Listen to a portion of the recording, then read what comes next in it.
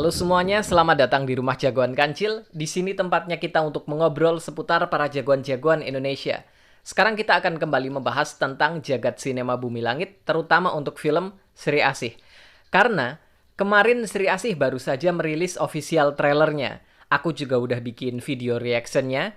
Dan sementara nunggu video breakdown dari aku mau bikin video breakdown untuk bedah trailernya. Tapi sebelum itu, kita bahas dulu announcement cast-nya. Karena kemarin ya, mereka itu mengadakan sebuah event untuk launching trailer sekaligus announcement cast-nya. Mereka mengumumkan para pemain utama yang akan memainkan film Sri Asih beserta karakter-karakter yang akan mereka mainkan. Yang pertama ada Pevita Pierce yang berperan sebagai Alana alias Sri Asih, titisan Dewi Asih di zaman sekarang.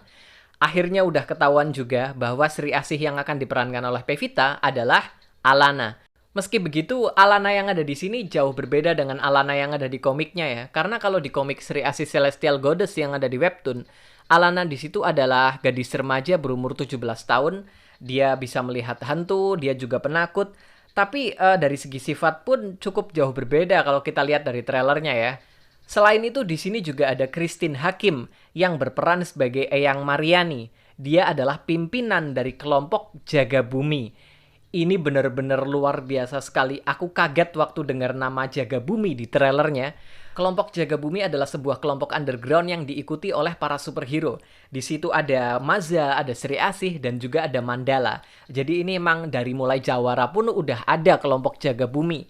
Kalau kita ingat di komik Virgo and the Sparklings, di situ ada Ganendra, mentor dari Virgo. Nah, Ganendra juga anggota dari kelompok Jaga Bumi. Di sini kita bertemu dengan pemimpinnya yang diperankan oleh Christine Hakim. Dia adalah Eyang Mariani. Selain Mariani, di sini juga ada Dimas Anggara yang berperan sebagai Kala. Dia adalah anak Mariani dan juga kelompok Jaga Bumi. Sejauh aku mikir ya, Kala ini tidak ada di komiknya. Tapi kalau Kala ini adalah bagian dari kelompok Jaga Bumi, ada kemungkinan besar kalau suatu saat Kala ini akan menjadi salah satu superhero di Bumi Langit. Tapi masalahnya tidak ada superhero yang bernama Kala di Bumi Langit. Atau mungkin Dimas Anggara akan memerankan karakter superhero baru sih sebenarnya. Nah, di sini Dimas Anggara berperan sebagai salah satu teman dari Alana. Setelah Alana bertemu dengan kelompok Jaga Bumi. Teman satunya lagi adalah Jeffrey Nicole yang berperan sebagai Tangguh, seorang jurnalis investigasi yang sedang menyelidiki kasus di sebuah rumah rusun. Akhirnya diumumkan juga Jeffrey Nicole berperan sebagai Tangguh. Tangguh adalah nama dari superhero Sembrani.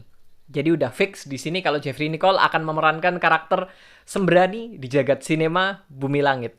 Untuk di film Sri Asih ini ya, menurutku Jeffrey Nicole tidak akan menjadi Sembrani langsung. Dia mungkin hanya sekedar menjadi seorang jurnalis biasa aja. Namanya Tangguh. Mungkin akan di-develop di beberapa film selanjutnya. Mungkin bisa kita harapkan film solo Sembrani, siapa tahu kan. Film superhero komedi kayaknya menarik banget itu. Lalu juga ada Reza Rahadian yang berperan sebagai Jatmiko. Dia adalah polisi yang sedang menyelidiki kasus di rumah rusun. Reza Rahadian berperan sebagai polisi ternyata di sini. Dan kalau kita lihat di trailernya, hubungan Reza dengan Alana ini cukup baik ya. Sepertinya Reza ada di pihak yang baik, dia bukan ada di pihak yang jahat.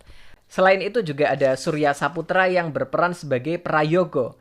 Dia adalah seorang pengusaha sukses yang ingin menciptakan sebuah negeri yang sesuai dengan keinginannya. So, Surya Saputra di sini berperan sebagai salah satu tokoh antagonis. Selain itu ada Randy Pangalila yang berperan sebagai Mateo. Dia adalah anak satu-satunya anak manja dari Prayoga. Mateo, entah kenapa aku langsung berpikir ke arah Matutu sih. Mateo, Matutu, agak-agak mirip ya.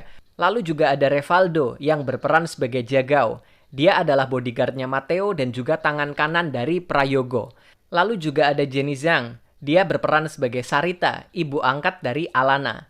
Lalu juga ada Fadli Faisal yang berperan sebagai Gilang. Dia adalah teman latihannya Alana.